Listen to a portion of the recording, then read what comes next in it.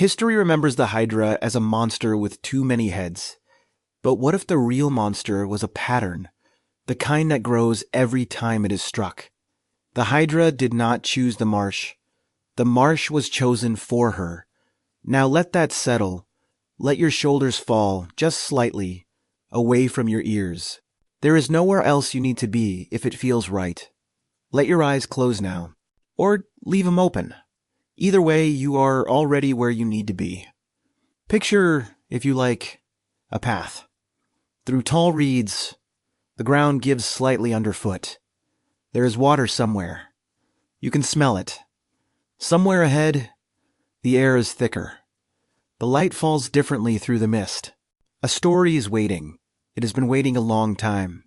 This story holds no heroes. Not really. It holds a creature shaped by forces larger than herself, and a wound that never stops spreading. If these stories feel like home, you are welcome here. There will be others when this one is done. So let the path carry you back. Back before the hero. Back before the gods had even decided what this story would be. Back to the beginning. Chapter 1. Where the water held its breath. Long before it had a name, the marsh at Lerna already knew how to hold a silence. The Ammonon spring rose from deep limestone, cold and impossibly clear, feeding a sprawl of still water and tall reeds that stretched south toward the sea. Olive trees leaned at the water's edge, their roots gripping stone worn smooth by centuries. Nothing moved quickly here. Even the light arrived slowly, filtered through mist that never fully burned away. The place belonged to older gods, chthonic presences, who asked for nothing but stillness, and received it. A priestess came each morning before the sun touched the water. She was not old, but she carried herself with the weight of someone who had been tending sacred things since childhood. Her linen robes were the color of pale sand, and she wore no ornament beyond a thin cord around her wrist, nodded 3 times. She knelt at the spring's edge, cupped the water, let it fall back. The ritual was wordless. It had no name. It had simply always been done, and she had simply always been the one who did it. Beyond the spring, the people of Lerna lived in quiet accommodation with the marsh. They grazed sheep on the drier slopes, harvested reeds for baskets and roofing, left small offerings at the stone altar when the water seemed too still, or the mist too thick, a bowl of honey, a sprig of wild mint, a lamb's first wool. No one could say exactly what the offerings were for, only that they had been left for as long as anyone remembered, and that the marsh had never asked for more. The spring itself was older than memory. Long before the Olympians claimed the Argolid, before the first stones of Tiryns were laid, the water at Lerna was already sacred. The old cults knew it as a place where the earth opened not a wound, but a mouth, breathing. Some said the spring had no bottom. Others said it connected to the underworld, that the water that rose from it had already passed through the dark. Whatever the truth, the people treated it with a reverence that required no priests, no temples, no name. On the morning that everything shifted, there was no warning. The priestess knelt at the usual hour, the mist hanging as it always did, the water glassy and still. A single heron stood motionless in the shallows. The olive leaves barely stirred, and yet something in the air felt different. Not wrong, exactly, but weighted, as though the marsh had drawn a deeper breath than usual and was holding it. The priestess paused, her hands above the water, and listened. She did not know what she was listening for, but the marsh did. Far to the north, in the high halls of Olympus, a decision had been made that would reshape this quiet place forever. Hera had watched Heracles from the moment of his birth, and she had already begun to lay her obstacles along his path, like stones across a road that would lead nowhere. Lerna was chosen not by accident, but by design. The marsh was sacred, liminal, already heavy with old power. It was the perfect place to bury a weapon, and the weapon was already breathing. The priestess felt it before she understood it. The water beneath her cupped hands shivered, not a ripple from wind or falling leaf, but a tremor that rose from somewhere deep in the limestone, as though the spring had flinched. She pulled her hands back. There is no need to picture exactly what she felt. It is enough to know that the water shivered, and after that, nothing was the same. The heron lifted from the shallows without a sound. The mist thickened, and the marsh settled into a new kind of quiet. The change, at first, was almost imperceptible. The water remained clear. The reeds still swayed. But the priestess, returning the next morning, noticed that the small fish that usually gathered near the limestone shelf were gone. The frogs had fallen silent. Even the insects seemed to have retreated from the water's edge, leaving behind a stillness that was no longer peaceful. It was the stillness of a held breath. The marsh was waiting, and whatever it was waiting for had already arrived. Word spread slowly among the people of Lerna, not in panicked shouts, but in quiet exchanges at the well, at the edges of fields, in the brief pause before sleep. Something had changed at the spring. No one could name it. A shepherd reported that his flock refused to drink from the lower pools. A woman gathering reeds said the water had taken on a faint metallic scent, like copper left too long in the rain. The offerings at the altar increased. The stone grew crowded with small, desperate gifts. And beneath the water, in the deep fissure where the spring drew its breath from the dark, something immense and patient began to stir. It did not rise. Not yet. It simply existed, coiled in the cold limestone, adjusting to the weight of its own body, the slow pulse of 9 hearts beating for the first time in unison.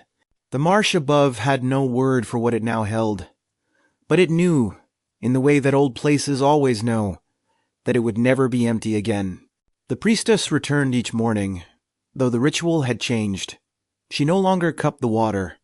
Instead, she stood at the spring's edge and watched, her hands folded into the sleeves of her robe. The water remained clear, but the taste of metal in the air had grown stronger. Sometimes she thought she saw movement in the depths, not a shape, exactly, but a slow displacement of shadow, as though the limestone itself had shifted. She told no one. Some knowledge does not travel well in words. The people of Lerna did what people have always done when the world tilts. They made the offerings more careful. The stone altar, once scattered with simple gifts, now bore precise arrangements, honey poured in spirals, mint laid in bundles of 7, the wool arranged to face the water. No one had issued instructions. The patterns emerged on their own, the way rituals do when the need for them becomes older than the people who perform them. The marsh accepted everything and gave nothing back. One evening, a farmer walked to the spring alone. He carried no offering. He had lost 3 sheep in 2 days. Not to wolves, not to thieves, but to something that left no tracks, no blood, no remains at all. He stood at the water's edge and stared into the dark. He did not pray. He did not weep. He simply stood there until the mist rose around his knees, and then he turned and walked home. He never spoke of it, but the next day he moved his flock to higher ground. The marsh itself began to change in small, undeniable ways. The reeds nearest the spring turned pale at their roots, then brittle, then gray. The water lilies that had bloomed every summer for generations simply did not return. Even the limestone shelf, visible through the clear water, seemed darker, not stained, but somehow deeper in its color, as though the stone had absorbed something it could not release. The spring still flowed, but what it now carried was not only water. The priestess, standing at the edge one morning, caught the faintest sound. It was not a hiss, not yet. It was more like the exhalation of something large, slow, and submerged. A breath released through water rather than air. It came from the fissure, the deep place where the spring drew its source. She listened for a long time, motionless.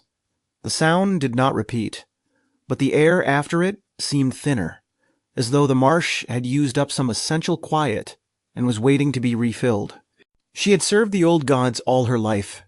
She knew the difference between presence and absence. And what she felt now at Lerna was unmistakably presence. Not hostile, not benevolent, simply vast and patient and utterly indifferent to her small human rituals. The spring was no longer only a spring. It had become a threshold. Something had crossed into it from somewhere else, placed there not by accident, but by intention. And it was not finished arriving. It was only just beginning to wake. The people of Lerna did not flee. That is not how ancient communities met the unknown. They stayed. They watched. They left their offerings and taught their children to avoid the water's edge after dusk. A child born that summer received a charm, a small serpent carved from olive wood, tied around the ankle before she could walk. Protection, her grandmother said. But the old woman's hands trembled as she tied the knot, and the child, too young to understand, looked toward the marsh with calm, untroubled eyes. Months passed. The mist never fully lifted now. Even at midday, the heron did not return. The priestess continued her morning vigil, though she could no longer say what she was keeping watch for, only that it mattered that someone was watching. The altar grew crowded with offerings no one would admit to leaving. And beneath the spring, in the absolute dark of the limestone fissure, 9 heads stirred in their first slow, dreaming movements. They did not yet know the world above, but the world above was already changing around them. No one in Lerna spoke the word monster. That word belonged to later ages, to the men who would come with swords and torches, and names for things that had none. What lived in the spring was not yet a terror. It was a change, the kind of change that old places have always known how to absorb. The marsh was sacred before it was dangerous, and the thing that now breathed beneath it had not yet done anything except exist. That, in the end, was enough. Existence, at that scale, is its own kind of event. So, the marsh held its secret. The water kept its cold clarity. The priestess kept her vigil. And far to the north, in the courts of men and gods, the machinery of the labor was already turning. Eurystheus drawing up his commands. Heracles sharpening his blade. Athena turning her cool gaze toward Lerna. But all of that was still to come. For now, there was only the spring, the mist, and the slow, unbroken breathing of something that had not yet been given a name. And that darkness had a beginning, one far older and far more painful than the monster it would eventually produce. Chapter 2. When the Gods Made a Weapon. Before the marsh, before the spring, before the first offering was ever laid on the stone altar at Lerna, there were 2 creatures whose union made the world tremble. Typhon, the father of monsters, whose 100 heads scraped the stars and whose legs were coils of living serpents. Echidna, the mother, half nymph and half snake, who dwelled in a cave deep beneath the earth and gave birth to every nightmare the Greeks would ever name. They were not evil. They were older than evil, older than the word itself. What passed between them was not love in any human sense. It was convergence, 2 immense and ancient forces meeting in the dark below the world, and from that meeting, something new and unintended emerging. The earth above did not shake. The sky did not darken. But in the deep places where the roots of mountains press against the underworld, a tremor ran through the stone, and the fates paused in their weaving. Something had begun that would outlast both its makers. The Hydra was born in darkness, in the cold limestone fissure that fed the Amamon spring. She was small at first, a tangle of 9 tiny heads, each no larger than a child's fist, their eyes closed, their jaws soft and toothless. Her body was a slender coil of pale, translucent scales through which the faint glow of underground minerals could be seen. She did not roar or hiss. She simply breathed 9 times at once, and the water around her trembled with the gentleness of something that did not yet know what it was. In those first days, the Hydra was almost beautiful. Her heads moved independently but slowly, as if learning the shape of the dark by touch. She fed on the tiny blind fish that drifted through the limestone channels, swallowing them whole with a delicacy that seemed almost tender. The poison had not yet come. The regenerative fury that would define her was dormant. She was, for that brief, unrepeatable moment, only a creature strange and many-headed, but innocent of what the world above would soon demand of her. Hera found her when the Hydra was still small enough to be overlooked. The goddess had been searching the dark places of the earth, moving through caverns and fissures like a cold wind, looking for something she could shape into a trial that even Heracles could not overcome.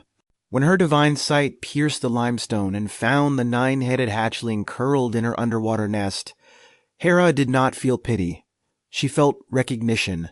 Here was something that could be made into a weapon, the raw material of suffering, already breathing. The goddess did not curse the Hydra. Curses are for those who have transgressed, and this creature had done nothing.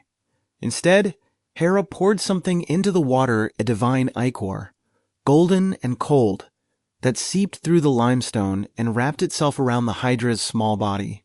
It was not malice, it was purpose.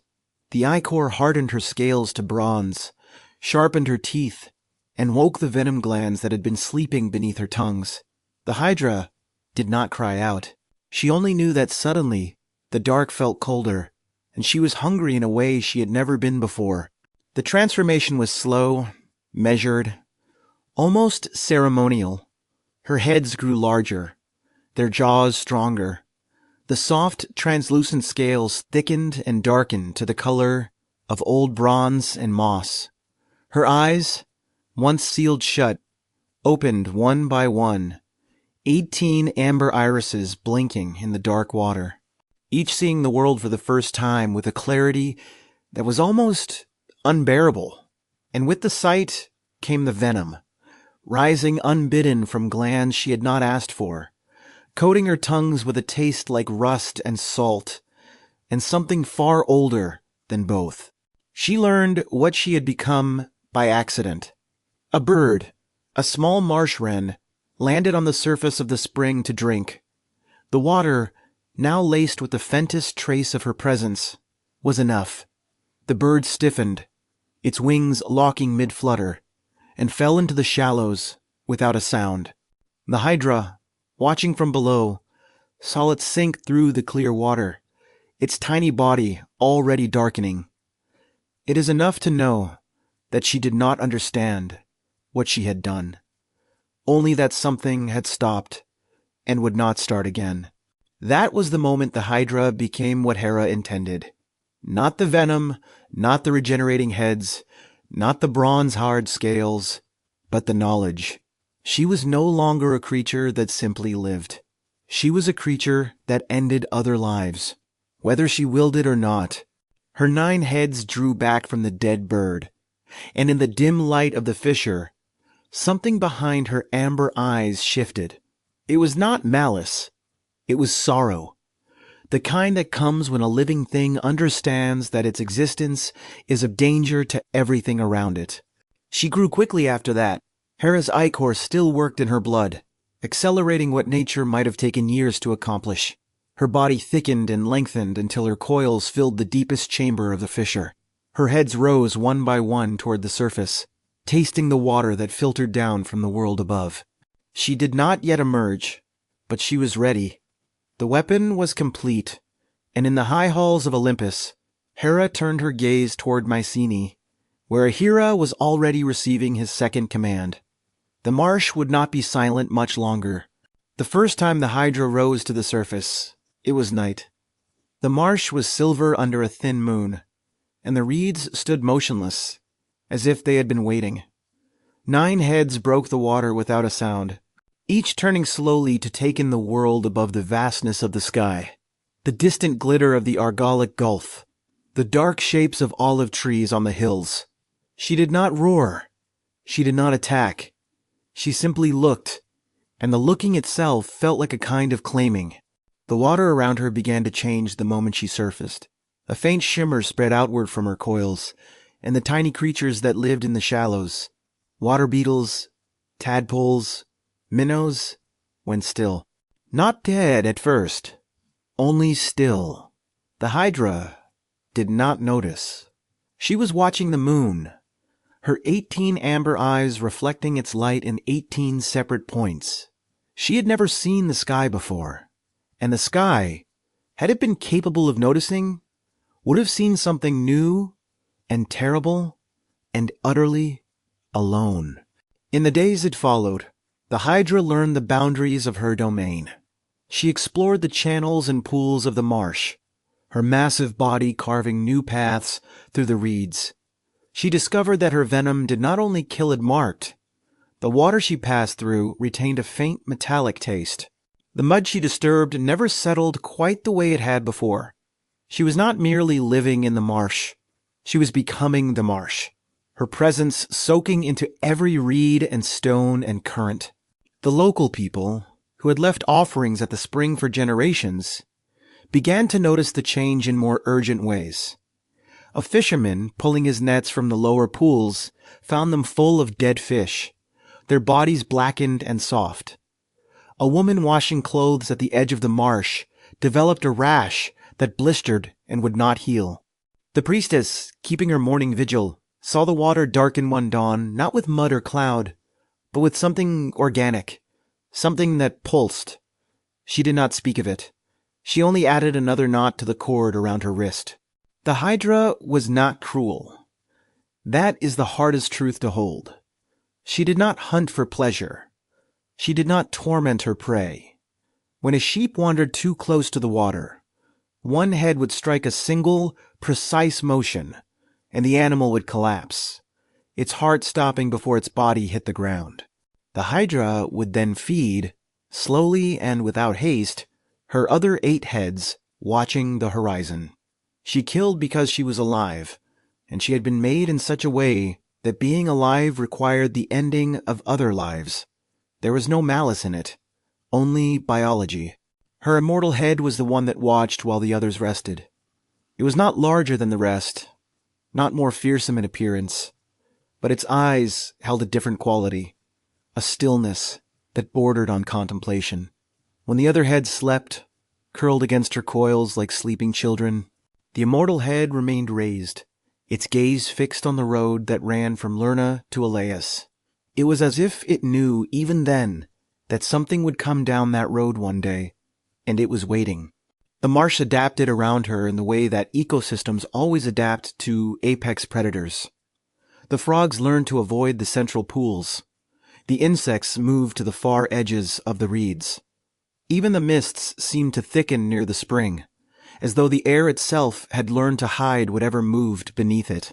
The Hydra, in turn, learned the rhythms of the world above, the passage of the sun, the calls of distant shepherds, the sound of human feet on the path.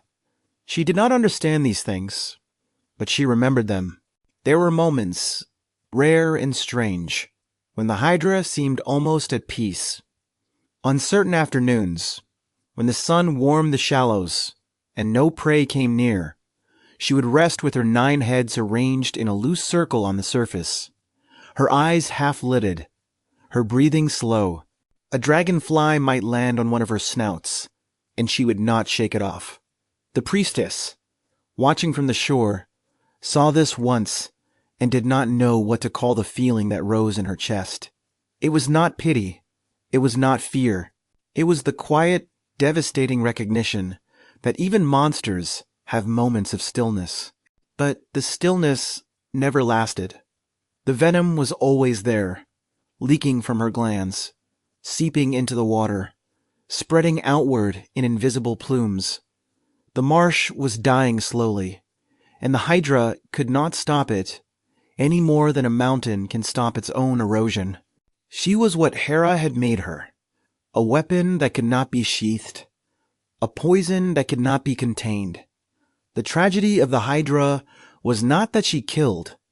It was that she had never been given the choice to do anything else. And somewhere in her immortal head, behind the amber eyes, something knew it.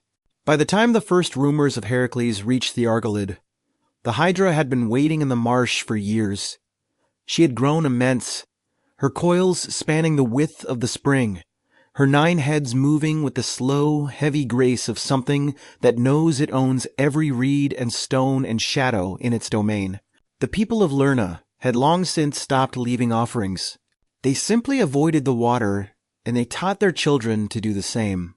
The Hydra did not know that a hero was coming, but her immortal head still watched the road, and the road was no longer empty, and that darkness had a shape now, one the world was about to meet. Chapter 3. The Marsh That Learned to Breathe. By the time the Hydra had grown into her full dominion, the marsh at Lerna was no longer merely a place. It had become a presence, a heavy, breathing entity, whose moods shifted with the mist, and whose silences carried more weight than any sound.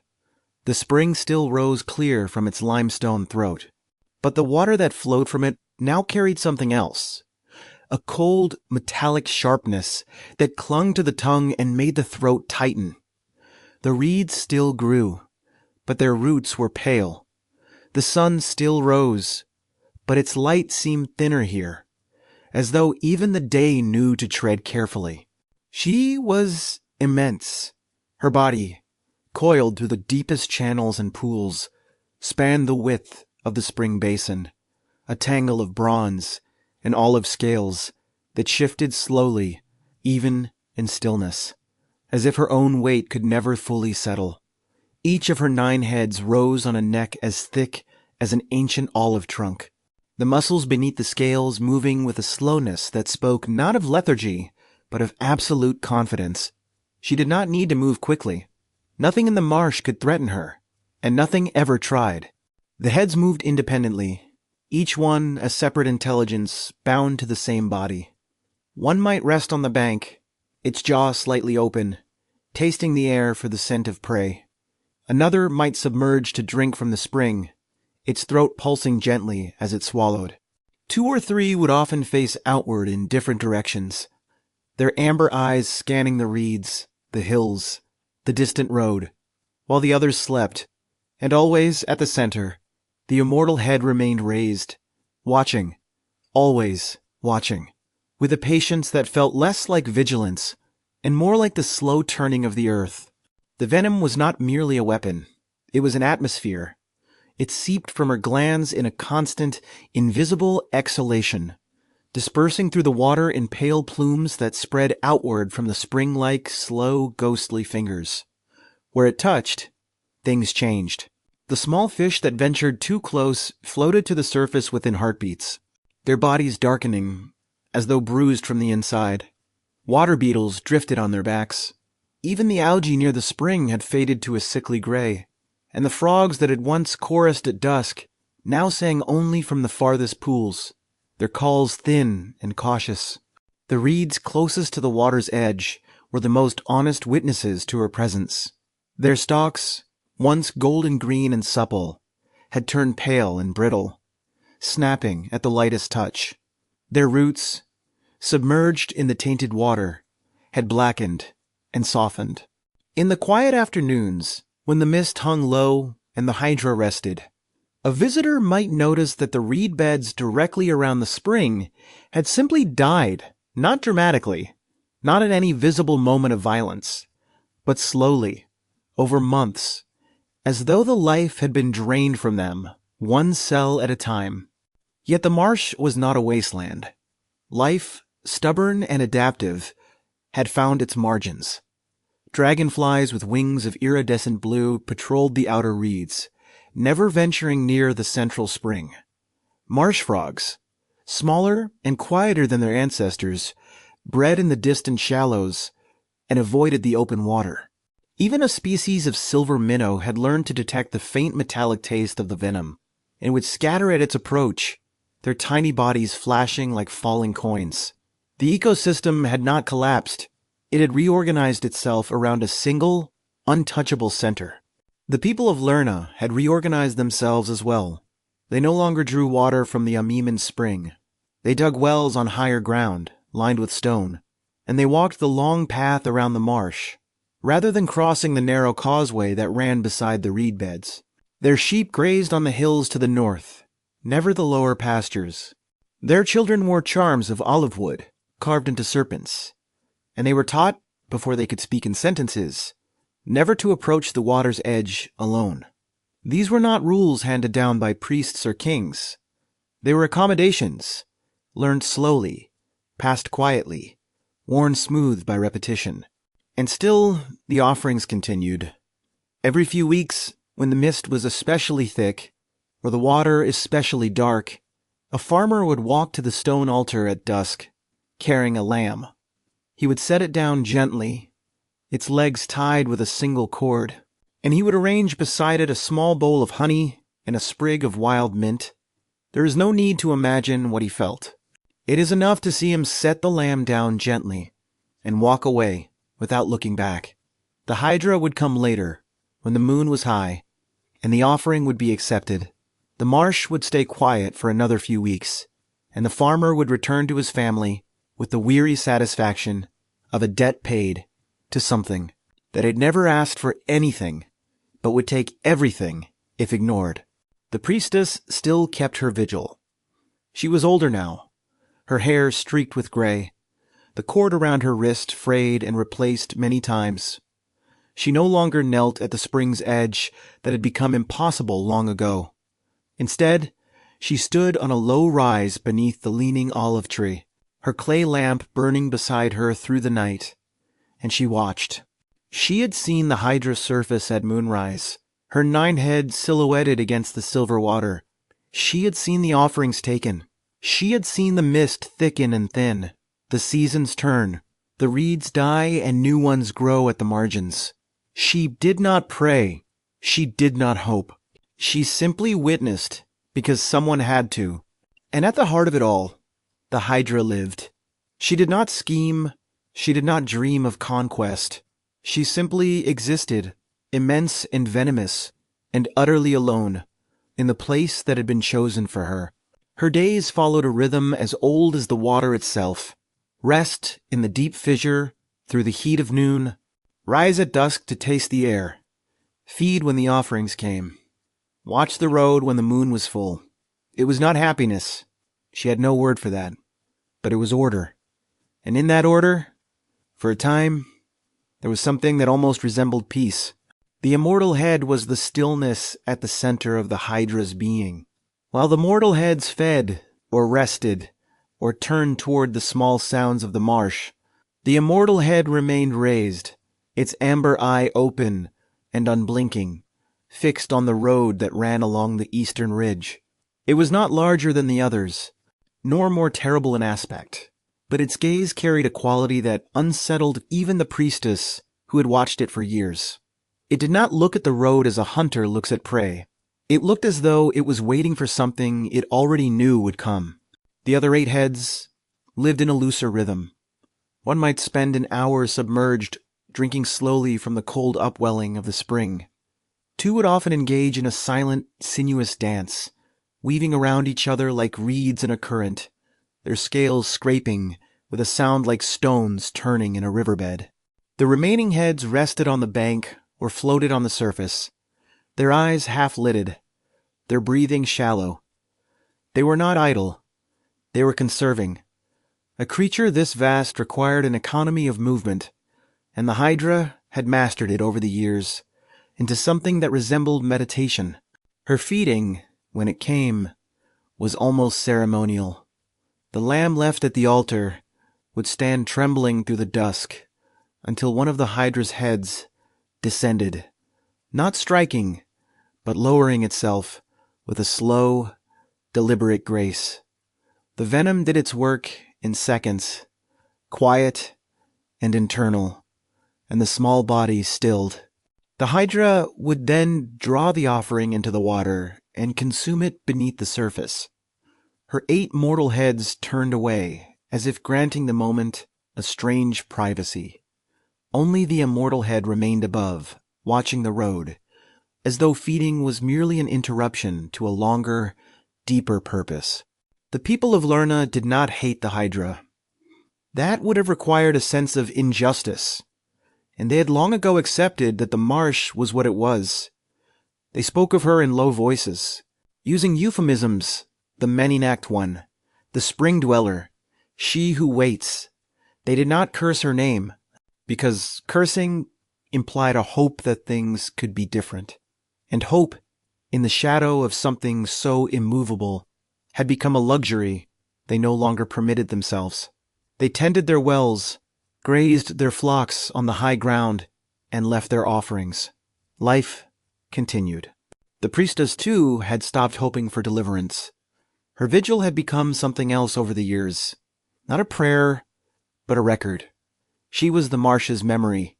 She noted when the mist was thickest, when the offerings were taken, when the reeds died back, and when new shoots appeared at the margins. She had watched the Hydra's heads grow from slender, questing necks into the thick, muscular columns they were now. She had watched the immortal head's eye develop that deep, patient stillness. She sometimes felt, in the quiet hours before dawn, that the Hydra was watching her in return. And perhaps it was.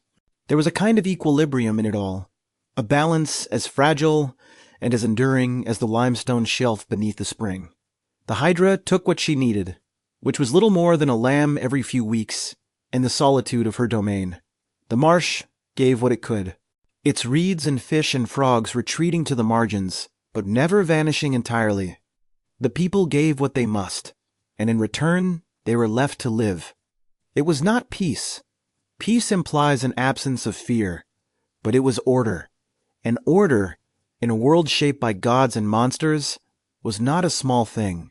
Occasionally, a stranger would come, a traveler from Argos perhaps, or a merchant taking the coastal road to Sparta, would hear rumors of the marsh and decide to see for themselves.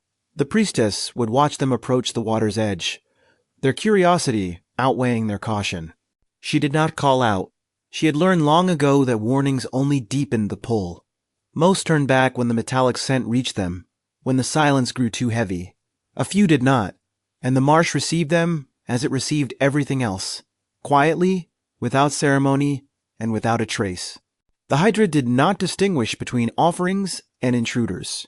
She had no concept of trespass, no understanding that the lambs were given while the travelers were not. To her, anything that came within range of her venom was simply prey, and she took it with the same detached efficiency. The people of Lerna, who knew this, did not blame her for the strangers who vanished. They blamed the road, the rumors, the foolishness of men who thought distance made them safe. But they did not blame the Hydra. She was only being what she was, and what she was had never been her choice. On certain nights, when the moon was full and the mist had lifted, the Hydra would raise all 9 heads toward the sky and hold them there, motionless, for hours. The priestess had seen this perhaps a dozen times in her long vigil. She did not know what it meant. Perhaps it was a form of rest. Perhaps it was something older than rest. A reaching toward the light that filtered down through the water where she had been born.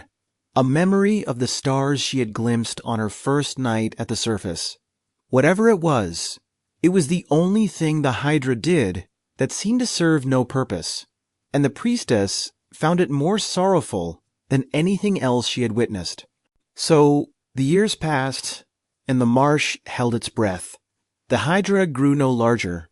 She had reached the limit of what the spring could sustain, but her presence deepened, settling into the water and the stone and the air, until it was impossible to imagine Lerna without her. The offerings continued. The priestess continued her vigil. And far to the north, in the halls of men, a hero was already receiving the instructions that would bring him south. But that was still to come. For now, there was only the mist, the water, and the slow, unbroken rhythm of a creature who had never asked to be what she was. And that rhythm, steady and ancient, was about to be interrupted. Chapter 4. The Ridge Where No One Spoke. The command came not from a throne of gold, but from the cramped, anxious heart of a king who feared his own shadow. Eurystheus of Tiryns, squatting in the great citadel his cousin's labors would never make his own, received the oracle's demand as he received all things, with a shudder and a calculation. The second labor must be the Lernaean Hydra. He spoke the words through his herald Coprius. unwilling even to look Heracles in the eye. And Heracles listened, his face unreadable, and he did not flinch. The task was not a battle. It was a sentence. Even among the 12 impossible things Heracles would be asked to do, the Hydra stood apart. The Nemean lion had been a creature of flesh and fury.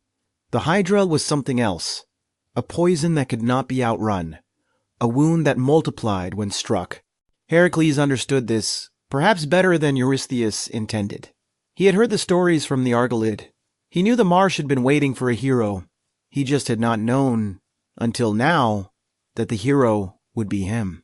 He did not rage. He did not weep. He did what he had learned to do in the years since the madness that had stolen his family and set him on this path of servitude. He stood still. He let the weight of the task settle onto his shoulders, the way a yoke settles onto an ox. Not welcome, but accepted. Then he walked out of the citadel into the white noon sun, and he began to prepare, because preparation was the only answer he had ever found to the impossible, and because he knew, with a certainty that required no oracle, that the Hydra would not be defeated by strength alone. That night, Athena came to him. She did not descend in thunder or flame. She was simply there, in the quiet of the courtyard, where Heracles sat alone, turning a whetstone over in his hands. The goddess's gray eyes held the light of a different kind of wisdom. Not compassion, exactly, but something older and more distant. The clarity of a mind that had already seen how this story would end.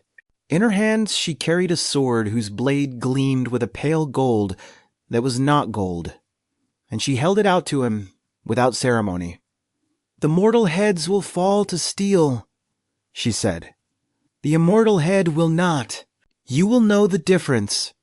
And then she was gone, leaving only the sword and the scent of olive wood on the air. The sword was lighter than it should have been. Heracles tested its balance in the empty courtyard, the blade singing faintly as it cut the night air. It was a weapon made for a single purpose, and that purpose was waiting for him in a marsh to the south. He did not know how he would use it. He did not know how many heads he would face, or how a mortal man was meant to defeat a thing that grew stronger with every wound. But he knew that Athena did not give gifts lightly, and he knew that the sword would not be enough. Nothing would be enough, not alone. Iolaus found him at dawn.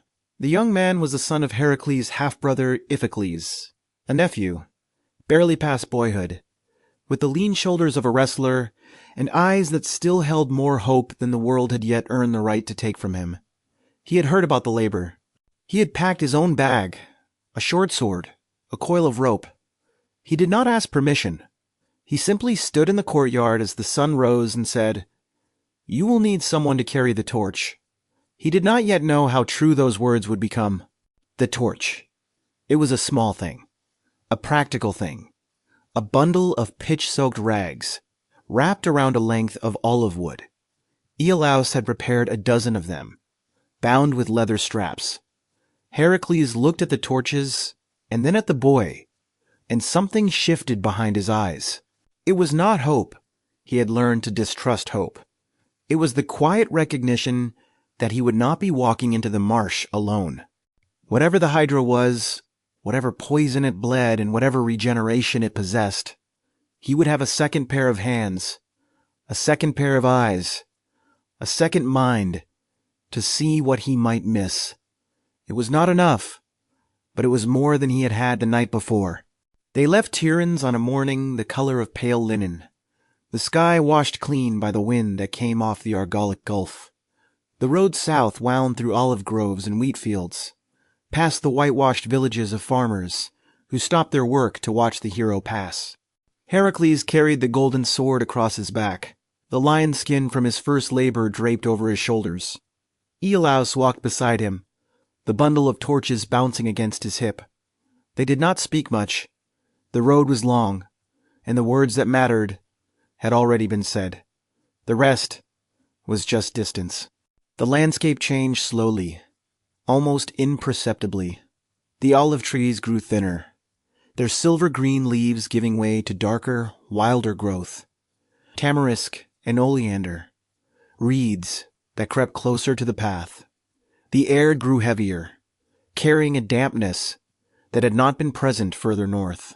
A faint smell began to rise from the earth, something metallic and cold, like copper left too long in a damp room. Heracles noticed it first. He stopped on the path, his hand moving instinctively to the hilt of the golden sword, and he breathed in deeply. "We are close," he said. He did not need to say what they were close to.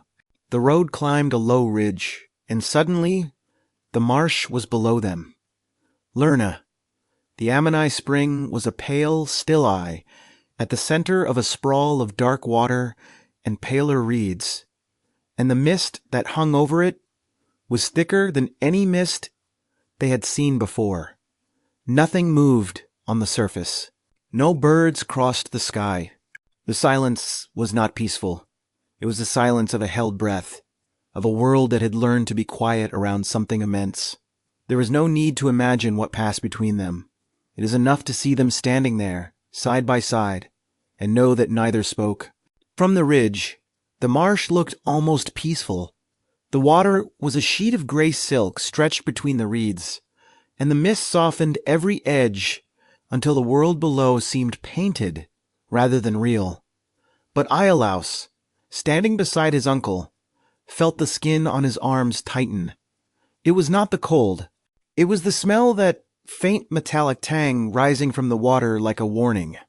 He had never encountered anything like it, and yet some older part of him, some instinct buried beneath language and reason, already knew exactly what it meant.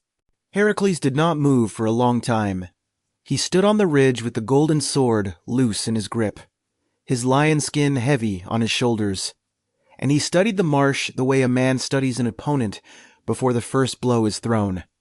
He noted the dead reeds near the center, the absence of birds, the way the mist seemed to thicken directly above the spring. He noted the altar at the water's edge, empty now, its stone dark with old moisture. He noted the silence, and then he began his descent, and Iolaus followed without a word. The path down to the marsh was narrow and uneven, cut into the limestone by generations of feet that had walked this way for reasons older than the labor. Wild thyme grew in the cracks, releasing its scent as their sandals crushed it, a brief, sweet counterpoint to the metallic heaviness rising from below. Iolaus carried the torches close to his chest. Heracles kept the sword drawn. Neither spoke. There was nothing to say that the marsh had not already heard, and the marsh, they both understood, was no longer merely a place. It was a listener. At the bottom of the ridge, the ground grew soft. Their feet sank slightly with each step, the mud pulling at their heels as if the earth itself was reluctant to let them proceed. The reeds rose around them, taller than a man, their pale stalks rasping against one another in a breeze that was too faint to feel. The light changed. The sun, still high above the mist, became a diffused white glow, directionless and thin.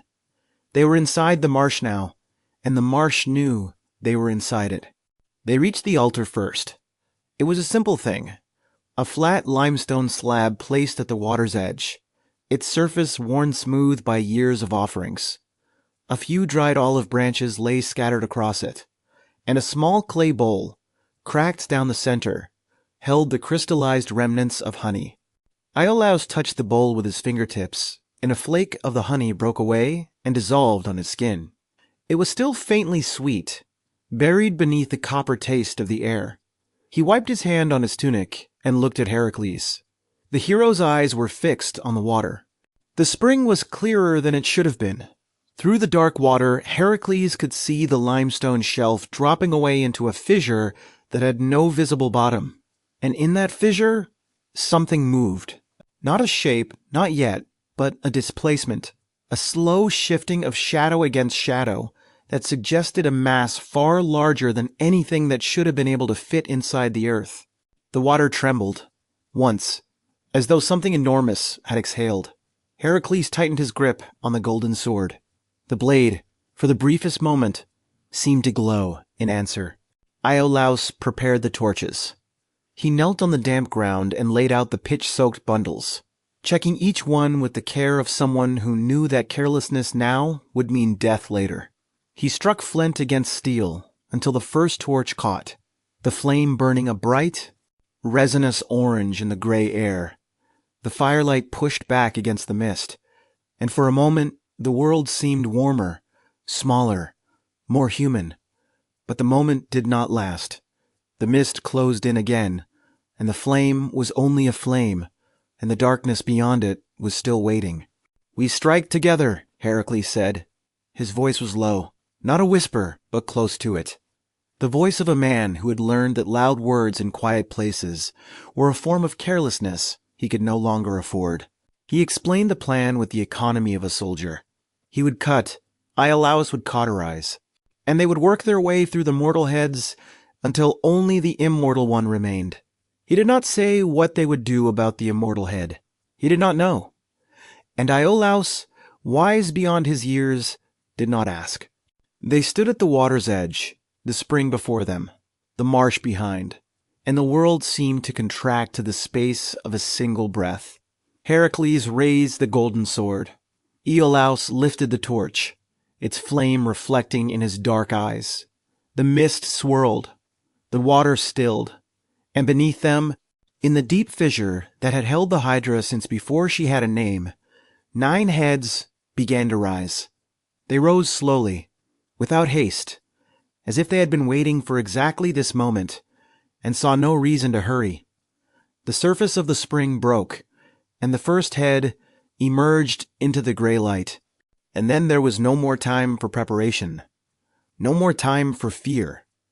The Hydra rose from the water in a slow, terrible unfolding, 9 necks uncoiling like ropes of ancient bronze, 9 sets of amber eyes fixing on the 2 figures at the shore.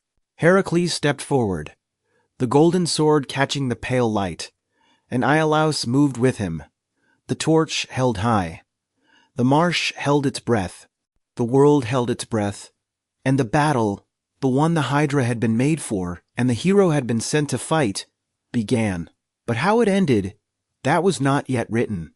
That was about to be decided in the dark and the water and the fire. Chapter 5. The Head That Could Not Die. The marsh received him in silence.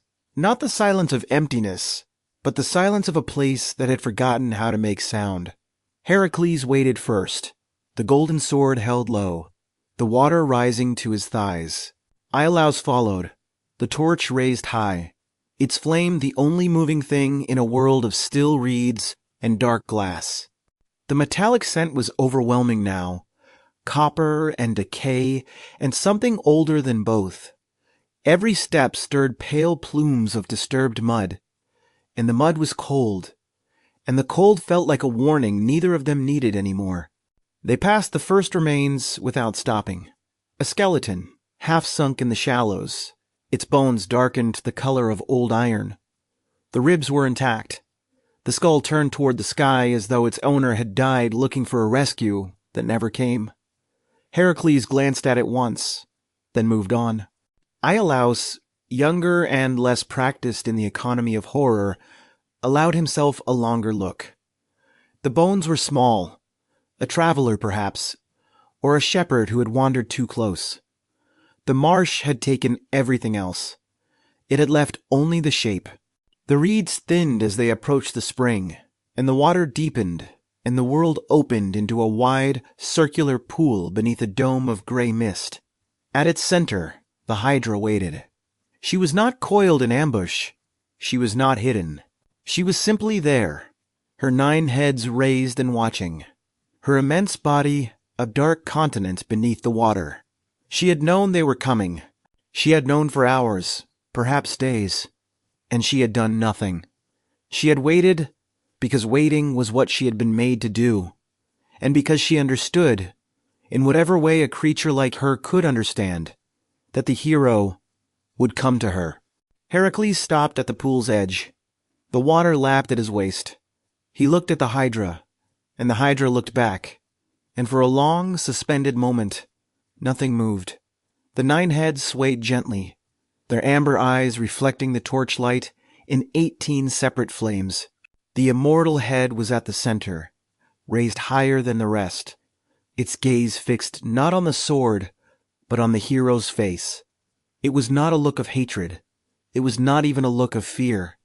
It was something older and quieter, the look of a creature that had always known this moment would come, and had already made its peace with it. The first strike was not a charge. Heracles did not roar.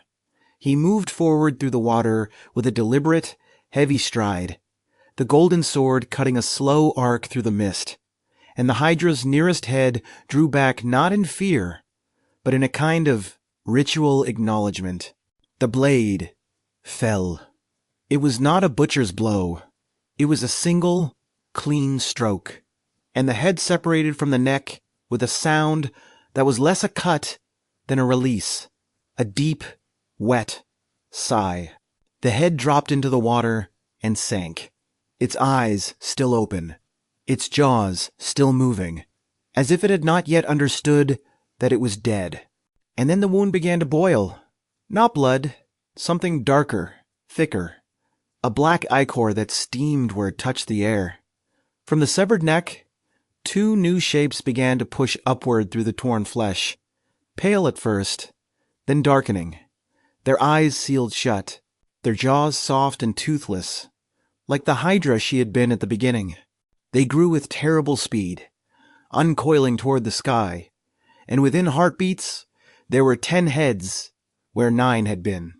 Heracles stepped back, the golden sword dripping black, and for the first time since he had entered the marsh, something moved behind his eyes that was not courage.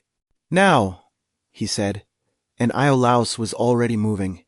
The young man waded forward, the torch held before him like a shield, and he pressed the flame to the raw wound.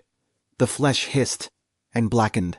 The smell was acrid and sweet, burning pitch and seared tissue, and the 2 new heads withered before they could open their eyes. They collapsed back into the neck, their bodies dissolving into smoke and ash. The Hydra's other heads recoiled, not in pain, or not only in pain, but in confusion. This was not how it was meant to go. The wound was meant to multiply. The wound was meant to win. They found their rhythm in the horror. Heracles would cut, his sword a golden blur in the gray light, and Iolaus would follow with the torch, sealing each wound before it could betray them. The Hydra's heads fell one by one. The 3rd, the 4th, the 5th, each one replaced by 2 new shapes that never lived long enough to see. The water around them grew thick with black ichor, and the air grew heavy with smoke, and the silence was broken by the hiss of fire and the deep, wet exhalations of a creature that had never known pain and was now drowning in it. Hera watched. From the high cold of Olympus, she looked down upon the marsh and saw her weapon being unmade by fire and gold, and the impossible collaboration of 2 mortal hands. She did not weep. Weeping was not in her nature, but something tightened in her chest. Not grief, but the cold frustration of a strategist watching a plan unravel. She reached down through the clouds and plucked a creature from the shallows, a small crab, insignificant and armored, and she breathed into it a single command: "Go." The crab scuttled into the water and made its way toward the hero's ankle. It was not meant to kill. It was meant to distract. It was meant to remind him that the gods were watching and that they were not on his side. The crab found Heracles' heel and clamped down with a pincer too small to do real damage. The hero looked down, almost puzzled, at the tiny creature clinging to his flesh. There was no fury in his response, only a weary, almost gentle finality. He lifted his foot and brought it down, and the crab was gone. Iolaus did not even see it happen. He was already raising the torch for the next wound. But Heracles paused for the briefest moment, his gaze lifting toward the sky, toward the gray dome of mist that hid the heavens. And something passed across his face that might have been sorrow, or might have been exhaustion, or might have been neither. Then he turned back to the Hydra, and the sword rose again, and the battle continued. The mortal heads fell one after another, each cut met by fire before the wound could betray them.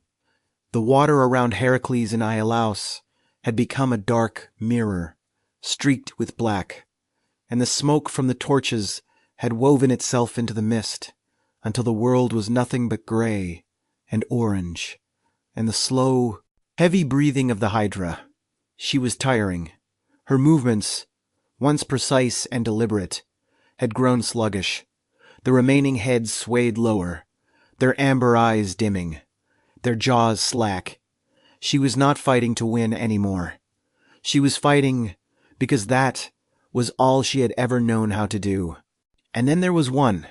The immortal head rose alone from the dark water, its 8 sisters gone, their necks sealed and blackened. The body beneath the surface had grown still. The immortal head did not strike. It did not hiss.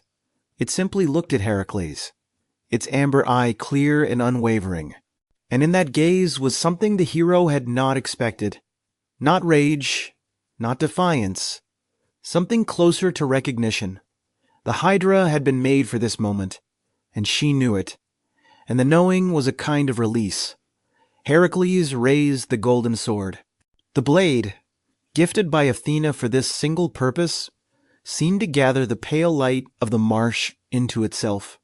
Heracles swung not with fury, but with a gravity that matched the weight of what he was ending.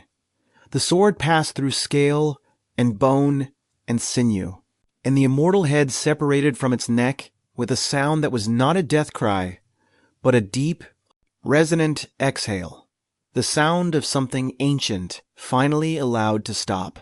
The head fell into the water, its eyes still open, its jaw still moving faintly, as if it were trying to speak a word it had never been taught. The body of the Hydra sank. It did not thrash. It did not convulse. It simply descended, slowly, through the dark water and into the fissure from which it had first emerged, its coils settling against the limestone with a finality that felt less like collapse than return. The spring closed over it, the surface smoothing, the ripples fading. The water was still again, but it was not the same stillness that had held the marsh before the battle. It was a lighter stillness, a released stillness, the quiet that follows the end of something that had lasted so long it had become indistinguishable from the landscape. The immortal head lay in the shallows, its amber eye blinking slowly at the gray sky. Heracles knelt beside it, the golden sword resting across his thighs. He did not speak. He looked at the head, and the head looked back, and between them passed something that had no name. Then the hero rose. He lifted the head heavier than it should have been, warm and alive, and he carried it from the water. Elaeus followed with the last torch, its flame guttering, and neither of them looked back. They buried it on the road to Elaeus, where the limestone jutted from the earth like the spine of a buried giant. Heracles found a rock large enough to cover a man and rolled it aside with a groan that came from somewhere deeper than his muscles. They laid the immortal head in the hollow beneath, its eyes still open, still watching, and Iolaus paused for a moment before they covered it. It is enough to know that beneath the rock, in the absolute dark, an eye remained open. Then the rock rolled back, and the road was only a road again. The marsh was quiet when they returned.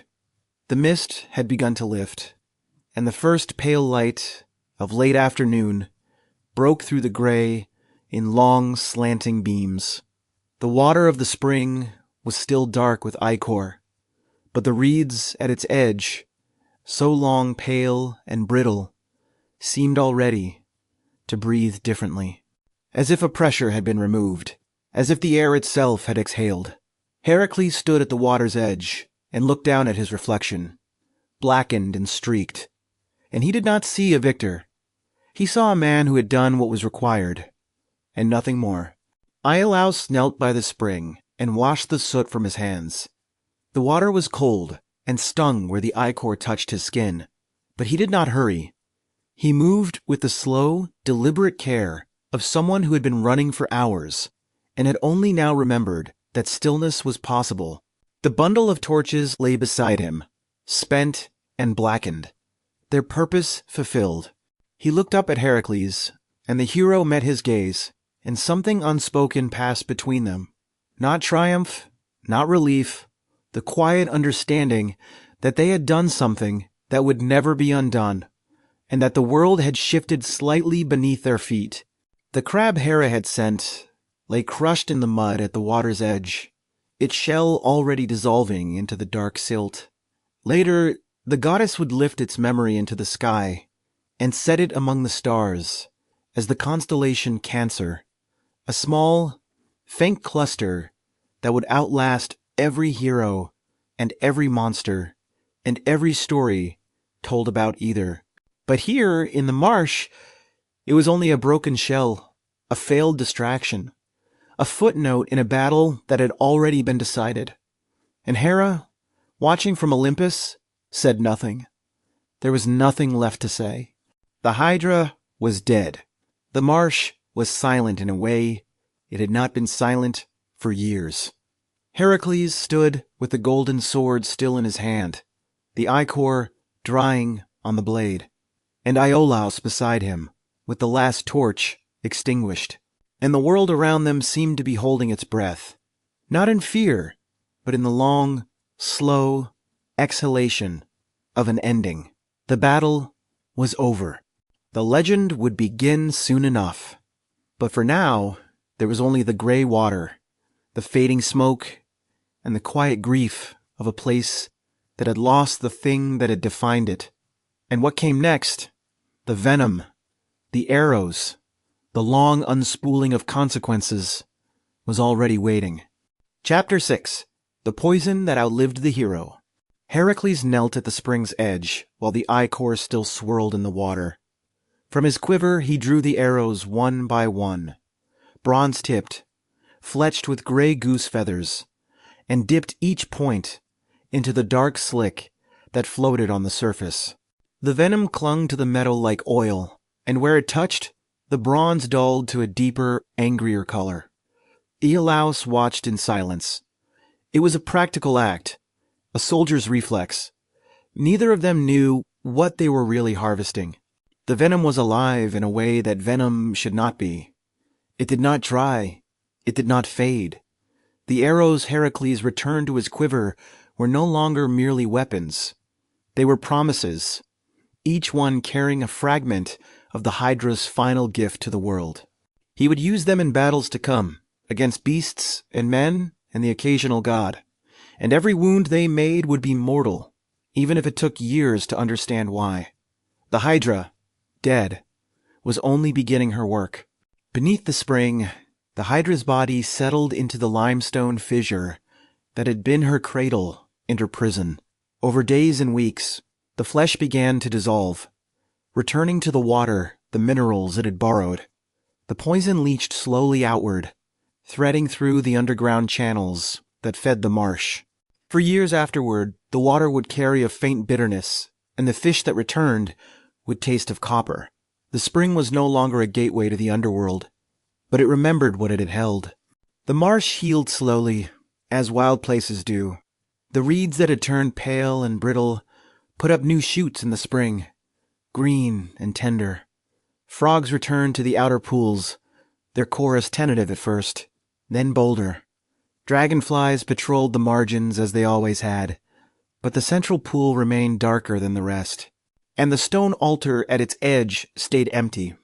No one from Lerna would drink from the spring for a generation. The water was clear again, but memory is not carried by water alone. The priestess came down from her ridge on the morning after the battle and found the marsh altered. The mist was thinner. The metallic scent had faded to a whisper. She stood at the spring's edge and looked into the water, and she saw nothing but her own reflection. Older now, grayer, but still watching. The altar was bare. The offering bowl lay cracked where the hero's foot had nudged it. She did not weep. She knelt, gathered the broken pieces of the bowl, and placed them gently in the shallows. An ending deserved a witness, and she had never been anything else. The people of Lerna returned to the marsh in cautious increments. A shepherd brought his flock to the lower pastures and found the grass still sweet. A woman washed her clothes in the outer pools, and her hands did not blister. The children who had worn serpent charms around their ankles grew tall and removed them, hanging the small wooden carvings on the olive tree above the spring as an offering of another kind. The marsh was no longer a place of terror, but it was never again merely a place. It was a grave, and graves remember what they hold. Heracles and Iolaus did not linger. They washed the ichor from their skin in the sea, and the salt water stung where the venom had touched. And then they walked north with the golden sword and the poisoned arrows and the strange, hollow quiet that follows the completion of something immense. Iolaus carried the spent torches for longer than he needed to, and when he finally dropped them on the road, he did not look back. He was thinking of the immortal head buried in the dark, and the eye that would not close. He would think of it for the rest of his life. The arrows did their work. In the years that followed, Heracles drew them against the Stymphalian birds, against the centaurs who made the mistake of challenging him, against Geryon and his two-headed hound. Each wound he made was fatal, and each fatality was a small, dark echo of the marsh. The venom never weakened.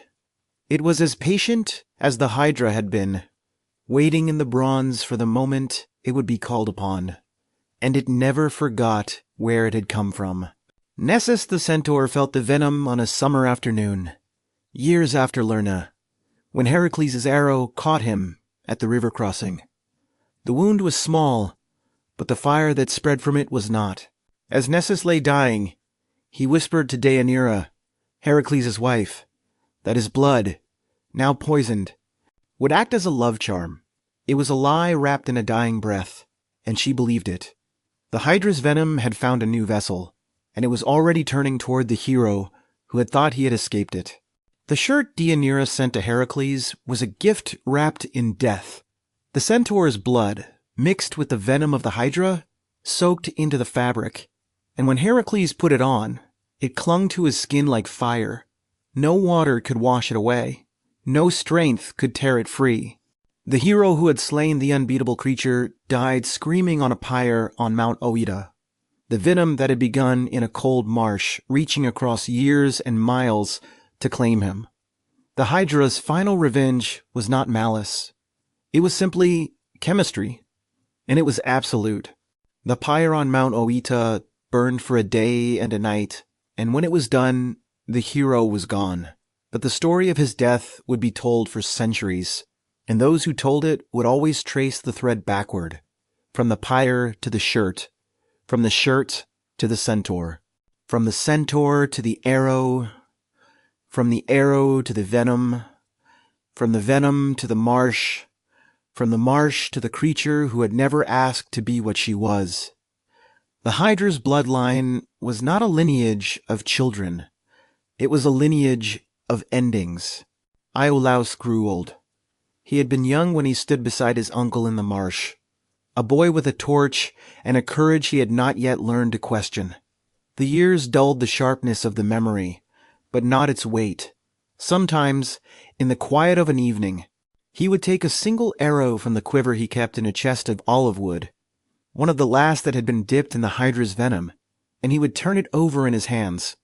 It is enough to see him turn the arrow over and know that he was thinking of the marsh. The immortal head did not die. Beneath the rock on the road to Elaeus, in the absolute dark of the hollow, its amber eye remained open. It did not sleep. It did not dream. It simply waited, as it had always waited, for something that would never come. Travelers on the road sometimes felt a chill as they passed, a sense of being watched by something buried and patient. They could not have explained it, but they quickened their pace, and they did not look at the rock, and they carried the unease with them for miles before it faded. The spring at Lerna cleared. Year by year the poison thinned and dispersed, carried away through underground channels to the sea. The water lilies returned, white and blue, blooming in the shallows where nothing had bloomed for a generation. Fishermen cast their nets in the outer pools and found silver minnows flashing in the mesh. The central pool remained darker than the rest, a deep, cold eye that never quite lost its stillness. But it was no longer a place of death, only a place of memory. And memory, in time, becomes something closer to peace. The altar, too, remained. No one left offerings anymore. There was nothing left to offer them to. But the stone itself endured, worn smooth by the hands and knees of people who had once bargained with a terror they could not name. Children played on it. Lovers sat on it in the evening, watching the mist rise. The old priestess, when she died, was buried beneath the leaning olive tree on the ridge, her clay lamp placed beside her. She had asked for nothing more. She had witnessed enough. The golden sword Athena had given to Heracles was returned to the goddess, laid on an altar at her temple in Tiryns. It was still stained with the Hydra's ichor, a darkness that no polishing could remove.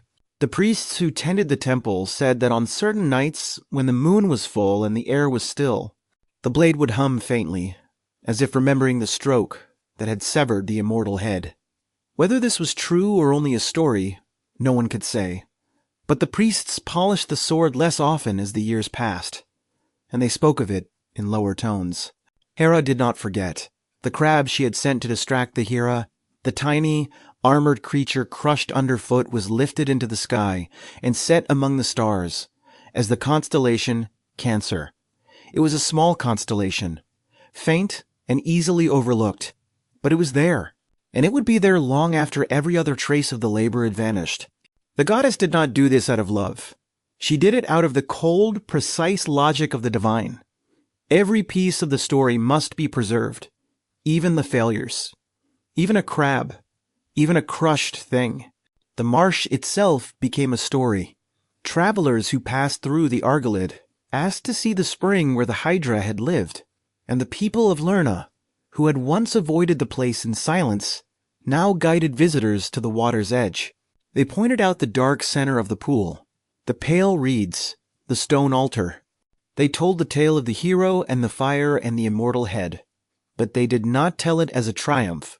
They told it as a loss, the loss of something terrible and ancient, and, in its own way, irreplaceable. The marsh was quieter without the Hydra, and not all quiet is peace. The Hydra's legacy spread wider than anyone could have predicted. The word itself, Hydra, passed into the language of philosophy and politics, a name for any problem that grew worse when attacked, any evil that multiplied under force. Centuries after the last person who had seen the marsh with their own eyes had died, the creature was still speaking. Not through venom, not through terror, through meaning. She had become a symbol, and symbols, unlike bodies, do not die. And on the road to Elaeus, the rock sat unmoved. Beneath it, in the hollow, the immortal head still watched the dark with its amber eye, waiting for nothing, waiting for everything. The road above carried farmers and merchants and armies and pilgrims, and none of them knew what lay beneath their feet. The Hydra was dead. The Hydra was buried. The Hydra was still alive.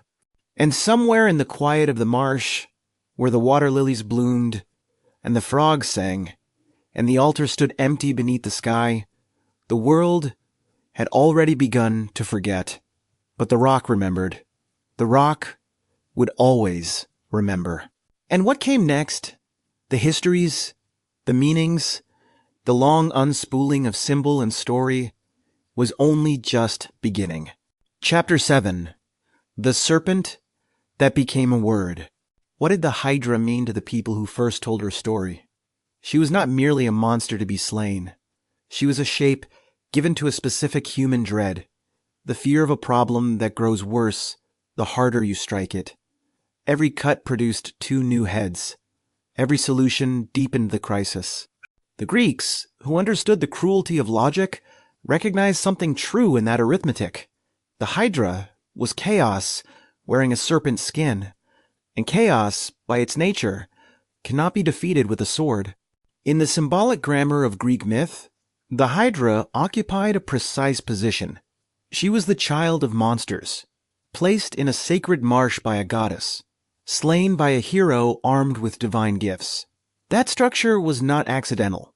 It encoded a belief that evil is not random, but inherited, that it is nurtured by forces larger than itself, and that overcoming it requires not only courage, but collaboration. The hero and his nephew, the sword and the torch.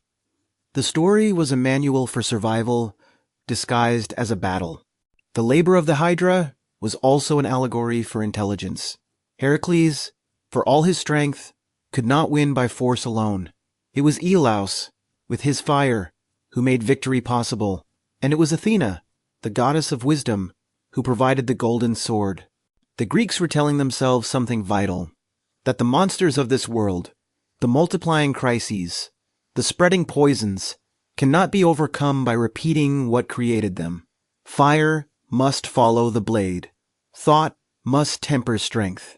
But the myth was not only a symbol. It had a physical anchor. When Pausanias visited Lerna in the 2nd century after Christ, the springs were still flowing, the sacred grove still standing, the Amiman spring still impossibly clear and deep. He walked the road to Elaeus and saw the rock beneath which the immortal head was said to lie.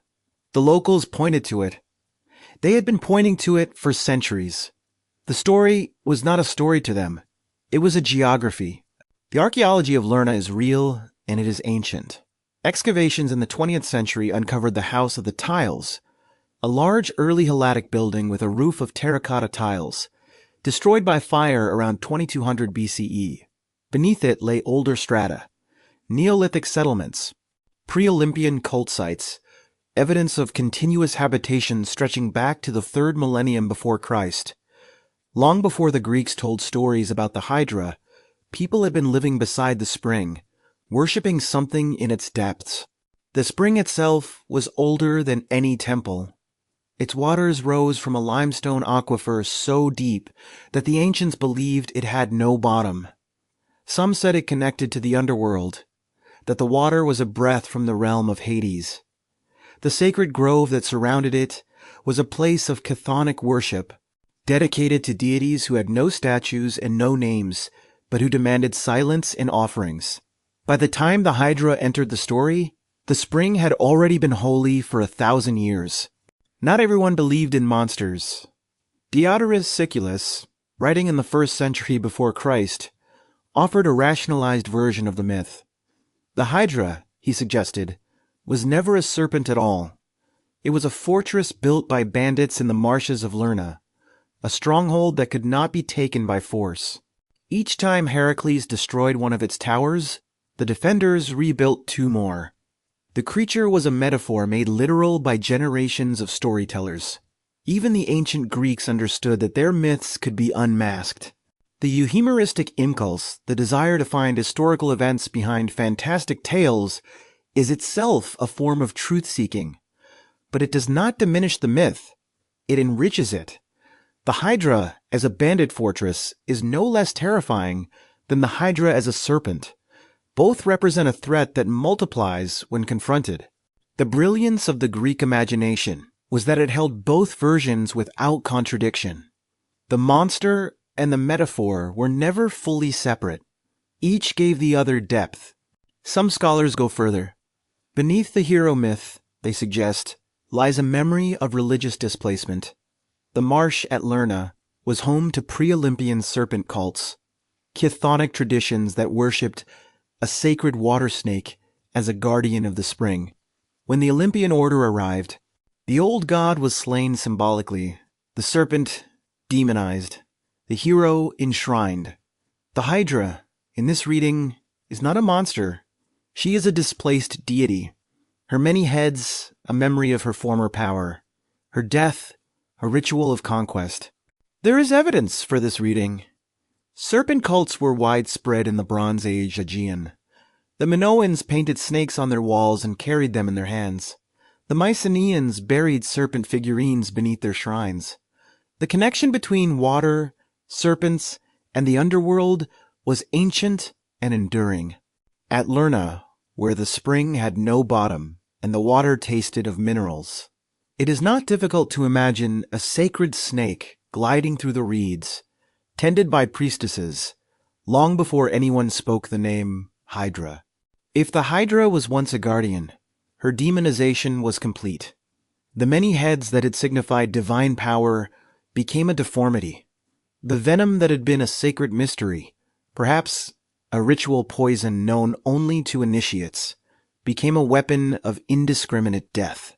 The hero who slew her was celebrated not as an invader, but as a civilizer. This is how myths work. They do not record history. They record the victory of one story over another. And the victors, in Lerna, as everywhere, wrote the monster. But the old story did not disappear. It survived in the water, in the reeds, in the rock on the road to Elaeus. It survived in the constellation Hydra, stretched across the southern sky, the largest of all the ancient star patterns, visible to every civilization that rose and fell around the Middle Sea. It survived in the cautionary tales told to children. It survived because it was true, not literally, but deeply. It describes something real about the world, and something real about the human response to it. The word itself outlived the myth. Hydra entered the political lexicon centuries ago and never left. A Hydra-headed problem. A Hydra of corruption. The term is used without explanation because the meaning is now instinctive. We all understand the principle. Strike poorly, and the wound multiplies. The creature that Hera placed in a marsh to test a single hero has become the name for every crisis that resists a simple solution. The Hydra is no longer in Lerna. She is in the language. Overhead, the constellation Hydra stretches across 100 degrees of sky. It is vast and faint. Its stars spread so thinly that light pollution erases it entirely. To see it, you must go somewhere dark. You must let your eyes adjust. And then it emerges, a sinuous chain of pale stars, winding across the southern horizon, its single bright heart alphard pulsing faintly in the belly of the snake. It has no head of stars. The immortal head, perhaps, was never given a place in the heavens. It is still on earth, waiting.